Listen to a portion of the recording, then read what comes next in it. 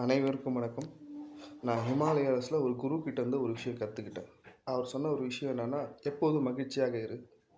மகிழ்ச்சியாக இருக்கும்போது மகிழ்ச்சியான நண்பர்கள், மகிழ்ச்சியான விஷயங்கள், மகிழ்ச்சியான உங்களுக்கு பாசிட்டிவான ஃப்ரெண்ட்ஸ் கிடைப்பாங்க. அதே நீங்கள் சேட் மூடு எப்பவுமே இருந்தீங்கன்னா, ஃப்ரெண்ட்ஸ் பாருங்கள் நெகட்டிவாக பேசுகிற மாதிரியே அமைவாங்க. நெகட்டிவ் தாட்ஸ், நெகட்டிவ் திங்கிங்ஸ், இது நடக்காது, போகாது, அது மாதிரி ஒரு அமைப்பில் நெகட்டிவாக இருக்கும். அதெல்லாம் அமையும்.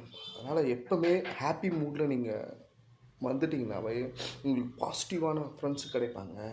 பாசிட்டிவான எனர்ஜி கிடைக்கும். அது இல்லாமல் திங்கிங் பாசிட்டிவாக இருக்கும்.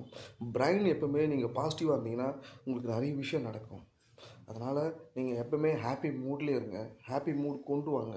ஹாப்பி மூட் இருந்தீங்கன்னா பாசிட்டிவான ஃப்ரெண்ட்ஸ்லாம் அமைப்பாங்க. ஏன்னா நெகட்டிவ் சேட் மூடில் போயிட்டிங்கன்னா நெகட்டிவான ஃப்ரெண்ட்ஸ் தான் அமைவாங்க. இவன் பாருங்கள் இவ்வளோ சம்பாரிச்சிட்டான், பொறாமை, பொச்சரிப்பு, இது மாதிரி ஃப்ரெண்ட்ஸ் தான் அமைவாங்க. சேட் மூடில் இருந்துட்டான். இந்த சேட் மூட் வந்து நெகட்டிவாக கொண்டு வரும்.